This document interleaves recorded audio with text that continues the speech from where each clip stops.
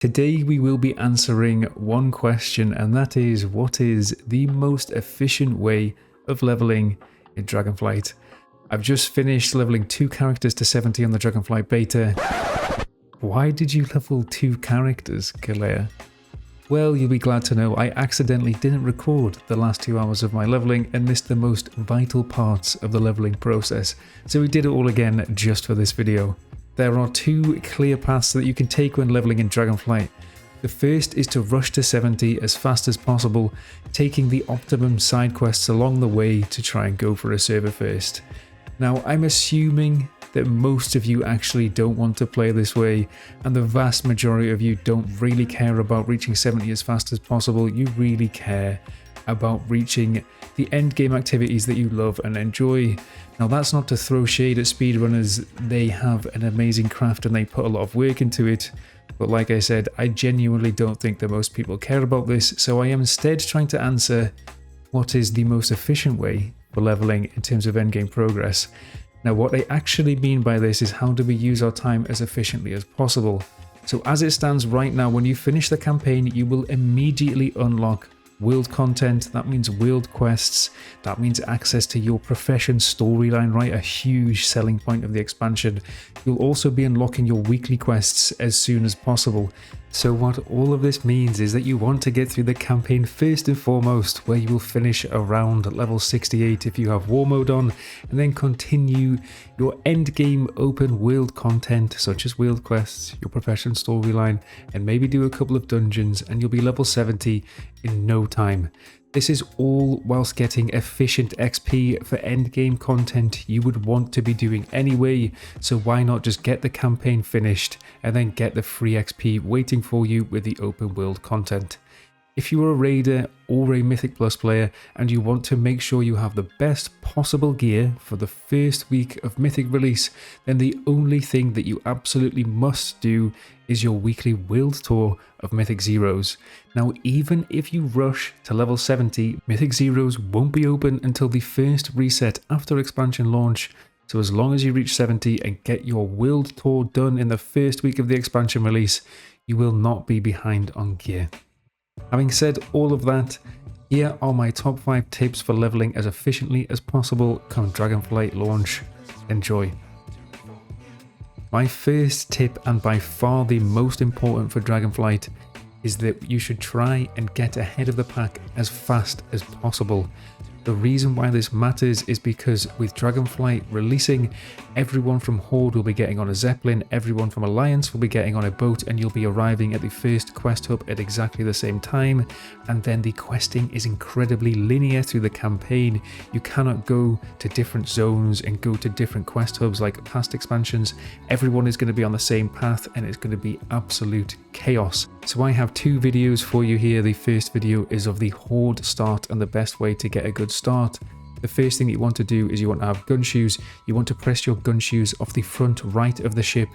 As soon as you reach below 600 yards to the quest hub, you then want to drop a little bit and use a glider. You will also want to set up a macro, a cancel aura macro for your gun shoes so that you can stop using them whenever you need. You can then use these gun shoes to run to the first quest hub, cancel the aura, and immediately take all of the quests.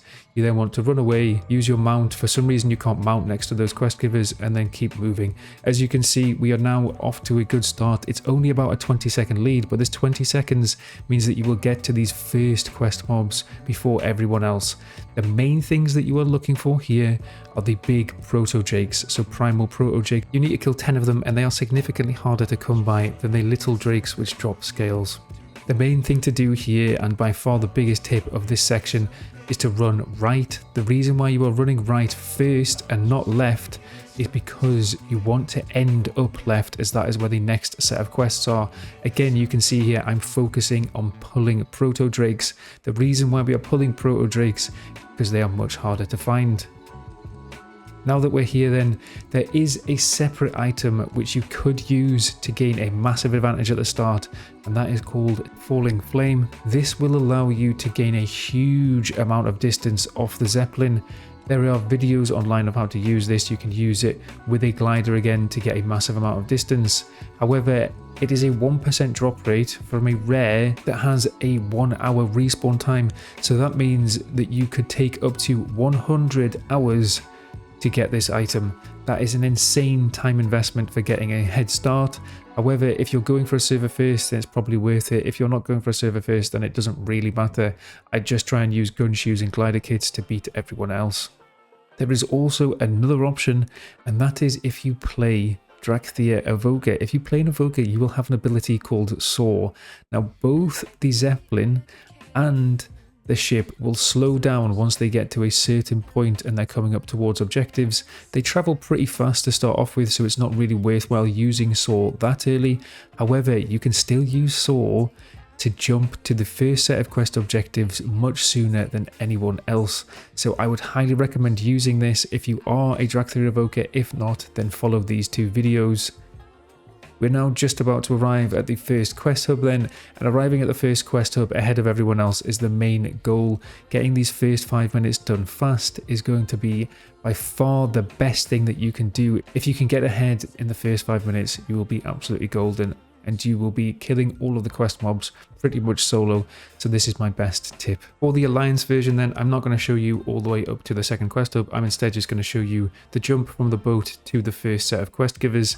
Essentially, you want to stand at the front of the boat, and then once you are below 200 yards, then immediately press your gun shoes. You'll then be running along the water, and you want to aim just to the right of the pier, and you'll be able to jump up to the first set of quest givers. This will again give you maybe a 10-second head start. My next tip is incredibly simple, and it is just to use dragon riding to your advantage as often as possible. The reason why we can level so quickly through the Dragon Isles is because we have dragon riding unlocked early into the campaign. It takes you roughly 30 or 40 minutes to get to the point where you will have your dragon riding mount, and as soon as you have it, you should be using your vigor charges as much as possible to be traveling as fast as possible.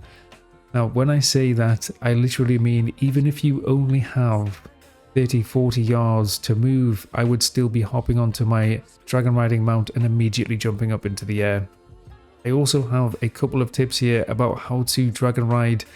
The first thing is that most of my vigor use is usually on uplift. Now, uplift, essentially the way that it works is if you are pointing up and you press spacebar, you will immediately hit maximum velocity whilst also gaining height. Then you can simply glide downwards at maximum speed, and as long as you have a downwards angle of about 5%, I think it is, you will always be going maximum speed, which is 900%, and that is a huge movement speed gain. There are various weak auras out there. I don't actually use them, but I have a link to one of them in the description down below if you would like to pick it up. And these weak auras tell you the exact angle that you're at, and then that will allow you to constantly glide if you would like to. But by far my biggest tip is to use the point upwards and press spacebar to gain maximum velocity and height as soon as possible. I almost never use anything else. You can use Surge, which is automatically on your 1 key, and this will surge you forwards and give you a bit of forwards momentum. But honestly, you can pretty much permanently fly at 900% speed with just 3 vigor and nothing else other than using this tip of pointing upwards and pressing spacebar. Now, to get used to this, you actually want to be flying on a dragon riding mount as much as possible before the launch. And if you don't have access to the beta, then you're not going to be able to practice this maneuver. However, there is a way around this. If you don't have access to beta, I would highly recommend leveling an evoker and practicing this exact maneuver as part of the campaign and the starting quest zone for Drachthia. Evokers specifically have an ability called Soar, and this is exactly the same as dragon riding, it's just on a cooldown. I've just talked about using Soar to potentially skip 30 or 40 seconds of the opening quest line, right, when you're waiting on the Zephyr. Now, you can practice this over and over again in the campaign, and you can practice this maneuver. The maneuver is exactly the same. You simply start gliding, so you press Soar, You then start gliding and you immediately point upwards and press spacebar to gain maximum velocity and as much height as possible. It's perfect to be able to practice this if you haven't been able to get onto the beta, and again, I would highly recommend practicing this because it's the key maneuver to really get the most out of dragon riding. And as I mentioned, if you're getting the most out of dragon riding, then you're going to be leveling significantly quicker because that is our main tool that we can use to our advantage now. Having said all that, again, if you don't really care about leveling quickly, then feel free to ignore this. Just use your dragon riding mount as much as you can. My third tip is to simply get 4 dragon riding glyphs as quickly as possible once you have dragon riding, as this will unlock Take to the Skies, which gives you 4 vigor, and Thrill Chaser, which means that you gain vigor faster when you have maximum velocity. Thrill Chaser specifically is incredibly useful. You can gain a lot of height very, very quickly once you've got this, using the technique that I mentioned in the previous tip of pointing upwards and pressing spacebar. This means that you can just constantly be gaining height, and it makes your life so much easier. Now, how do you get 4 dragon riding glyphs early then? Well, I have got 4 that are almost directly on the questing path right from the word go. As soon as you notice that you're starting the dragon riding quest chain, and I want you to go and do these 4 glyphs. The first glyph is part of your training exercises. You will essentially be aiming for a platform. Instead, you want to fly past the platform, and there is an archway just behind. Once you go through this archway, you will pick up a glyph and you can return to the landing platform, finish the quest, and you'll get teleported back to your training point again. There's almost 0 time invested here to pick up this glyph, and it's the first glyph that you can take. Definitely take this and make sure that you're trying to get it as part of this quest line. After that, you will have a glyph slightly further on in the quest line, right above one of the quest givers. Again, this is very easy to get. It's right on the quest line, so you're not going out of your way to get it. The third one, again, is once you've taken the ferry after your dragon riding introduction, you will be able to double jump above onto the spire and get yourself your 3rd dragon riding glyph. And finally, once you start questing again after your dragon riding introduction, you will be able to pick up the 4th dragon riding glyph just above the next zone.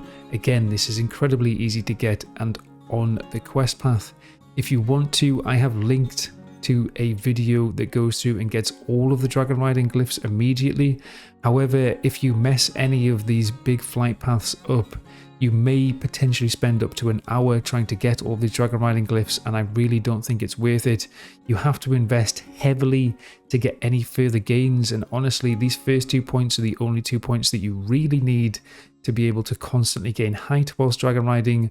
Therefore, I would just take these 4 glyphs. They are very, very easy to get. I have also just flashed up on screen a marked up version of the map to show you exactly where these 4 glyphs are. However, like I said, if you've watched this video, just watch it a few times, maybe have it up whilst you are leveling so you can see where these dragon glyphs are. The final thing to mention is that the glyphs themselves will actually be golden and shining and be making sounds when you pick them up.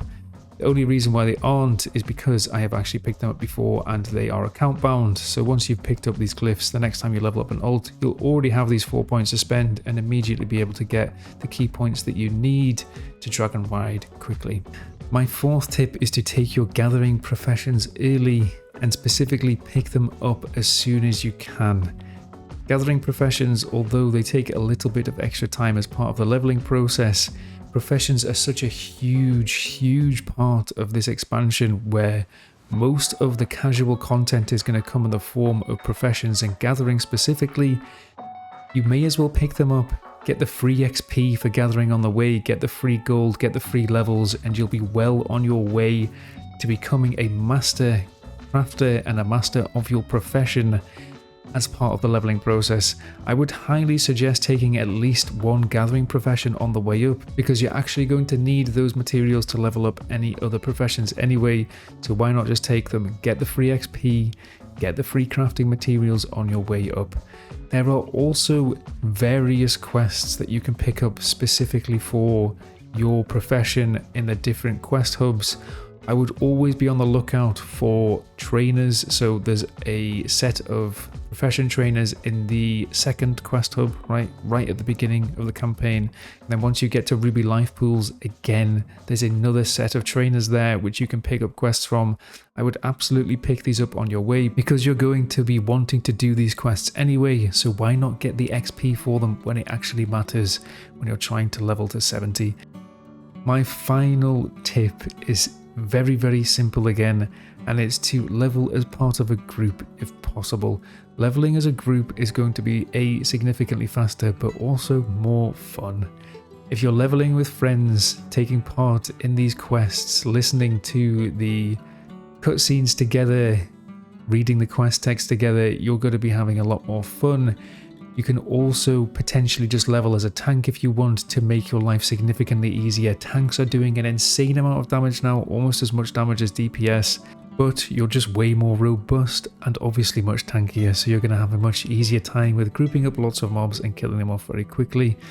I would always try and do this if you can't level as a group, but my first choice is going to be level as a group. That is it then. Those are my top tips for leveling efficiently in Dragonflight. I hope that these make your life easier, and I hope that means that you can reach the content which you want to in a more efficient manner, and hopefully enjoy the expansion as much as I think I'm going to. I really am so excited for this expansion. It looks kind of crazy how good it is. It's going to be super alt friendly, which is something that I love. I love playing lots of characters. There aren't that many systems to get involved with other than professions, which again, I am very excited to get into. I can't wait to try and become a master at my craft and potentially make some of the best specific items on my server. That sounds amazing and I really can't wait to get into it. So I hope this video has helped. If you're interested in this sort of content and you want to see some chill streams, feel free to also join me on Dragonflight release. I will be streaming at least the first few hours of my leveling progress, as long as it's going smoothly and Draenor doesn't just completely collapse because the numbers of players trying to get into Dragon Isles, then I will be streaming for sure, and hopefully it will be a lot of fun. So feel free to come and join me on the launch if you would like to. I will be live streaming it right here on my YouTube channel. Anyway, hopefully you've enjoyed it. If you have, we'll see you guys in the next one. Cheers.